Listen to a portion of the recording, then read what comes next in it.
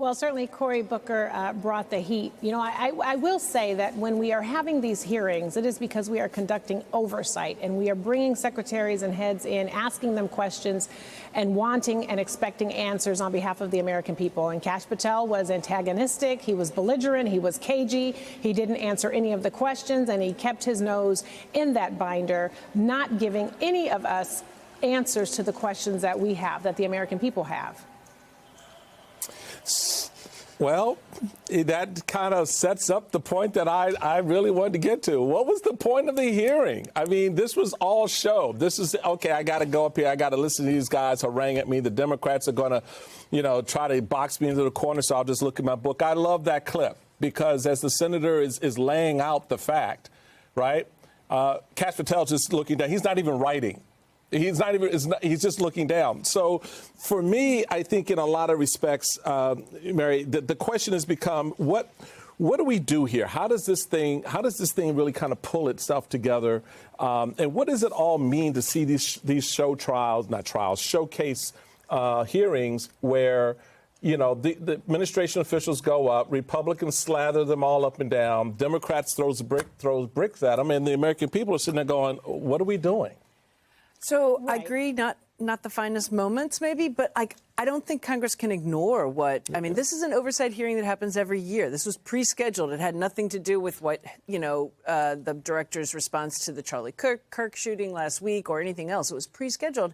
And he needed to be asked these questions. The problem is, as was just indicated, like, you know, he's not going to really give straight answers. But there is so much that this FBI director has done to that agency within the Department of Justice that is, I think, generational change, like damage that is going to be so difficult to undo. He needs to be called out on it. And whether he deflects or fades or, you know, fails to answer questions, somebody needs to articulate the things that he's done that are damaging. Congresswoman, here is a few more clips, if you will, from that hearing today. We want to get your response on the other side. As we know, the FBI director will now be coming before your committee tomorrow. Take a listen.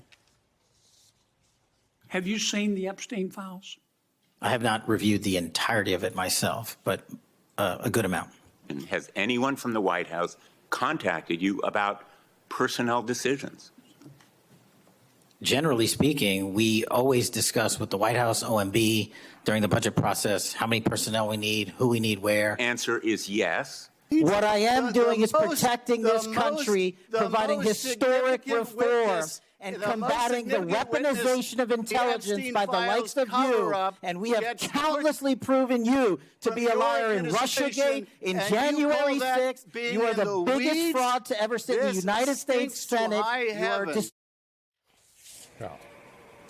I was aghast watching the FBI director shout down sitting senators of the United States Senate as they are exercising their oversight role. It's almost, Congresswoman, as if he didn't know his place.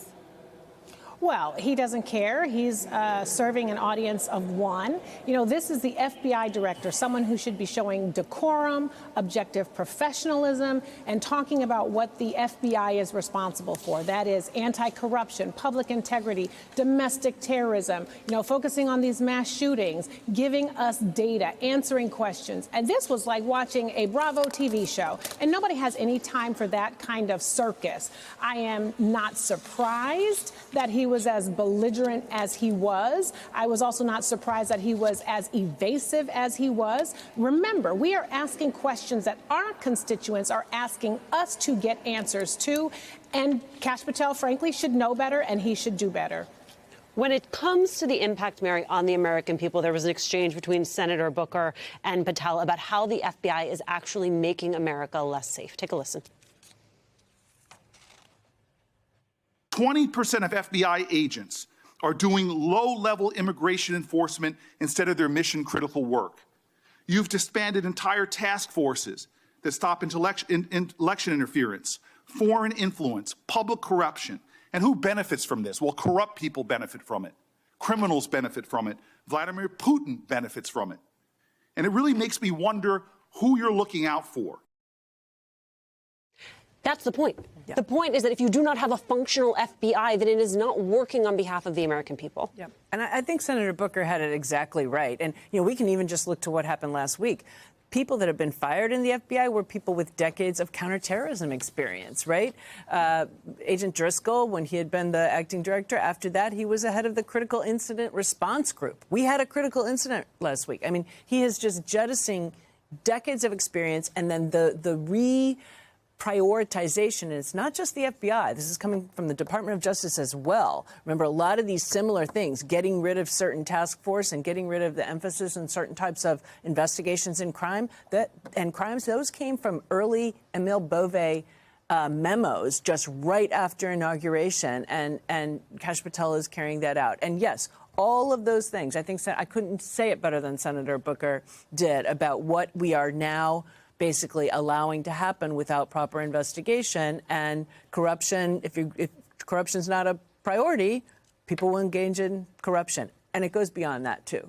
The terrorism angle is, I think, a very important angle. Oh, I think you're right on that point. And Congresswoman, how do you see the conversation when the FBI director shows up in your house?